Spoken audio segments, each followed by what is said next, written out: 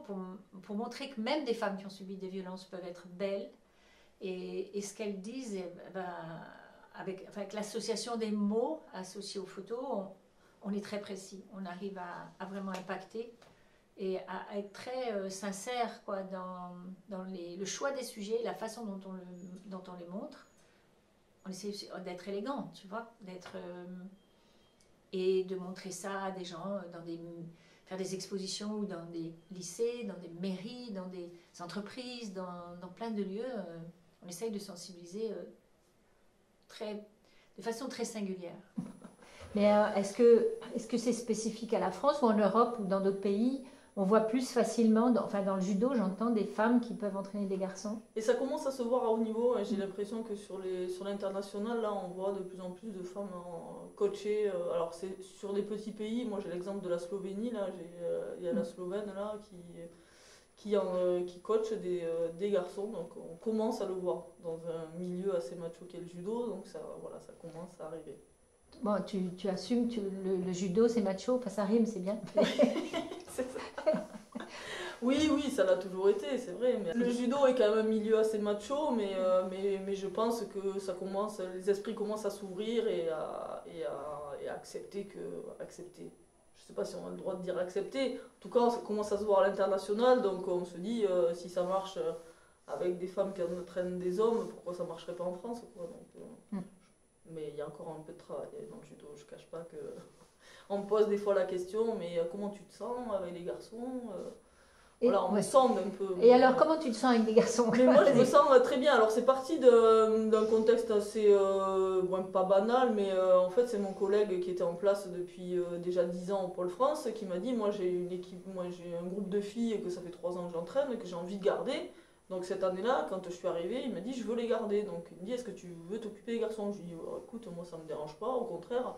Moi, je suis quelqu'un qui rentre assez dedans, donc je pense que ça conviendra peut-être plus avec les garçons qu'avec les filles. Après, je me serais adaptée, ça avait été des filles, bien évidemment.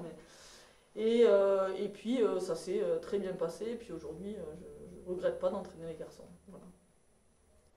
Donc nous, on a, ce qu'elle veut dire, une autre vision. Tu as une autre vision des choses. Alors, par rapport tu as fait du judo... Est-ce qu'il y avait beaucoup de filles qui faisaient du judo à l'époque, dans le handisport comme toi ou...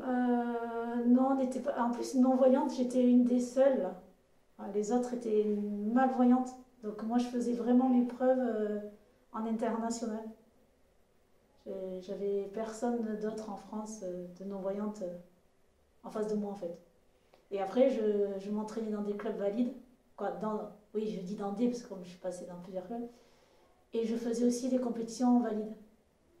C'est ça qui m'a bien aidée à pouvoir monter les échelons, comme on dit. Et tu as fait du judo jusqu'à quand Oh, très longtemps. Donc 9 ans. Après, j'ai arrêté à l'âge de 16 ans à peu près, parce que j'avais beaucoup de blessures. Et pour la petite histoire, du jour au lendemain, j'ai dit au docteur, ah mais c'est pas possible, j'aimerais bien reprendre le judo. Et si j'avais jamais repris le judo, j'aurais jamais été sur un podium aujourd'hui. Tu es la première médaillée femme handisport judo, quoi. Oui. C'est toi qui dois le dire, c'est pas moi. Tu veux bien me le pardon. redire? Non, mais tu veux bien me le redire? Je suis la première médaillée de la délégation française en judo. Et après, donc j'ai aussi une autre personne, d'ailleurs qui est malentendante et malvoyante, qui est aussi médaille d'or en judo. Mais vraiment, la première médaille, c'était la mienne. Cool. Parce que nous sommes dans un pays de droit, nous sommes dans un beau pays où il y a des lois, et il n'y a pas de raison que des individus qui, par leur culture, leur éducation, leur parcours, qui sont imprégnés de stéréotypes, décident comme ça qu'une personne est acceptée dans un club et pas l'autre, avec des a priori et des idées préconçues. Donc je voulais que ce soit sanctionné. Et c'est la première fois que des femmes ont porté plainte en France contre une discrimination active dans un club de football et a priori dans le sport. On a mis 5 ans. 5 ans pour gagner ce procès. C'est une jurisprudence française et européenne. Jamais personne avant nous ne l'avait fait. Parce que les femmes ont trop tendance à se taire, à accepter, à toujours bien se comporter. Mais parfois, j'ai envie de dire que la colère est bonne conseillère contrairement à ce qui est dit dans le proverbe, et que parfois il faut savoir se mettre en colère pour les choses essentielles, les choses importantes. Et personne n'a le droit de dire à un enfant, fille ou garçon, tu dois faire ça, tu peux faire ça, ou tu peux pas faire ça.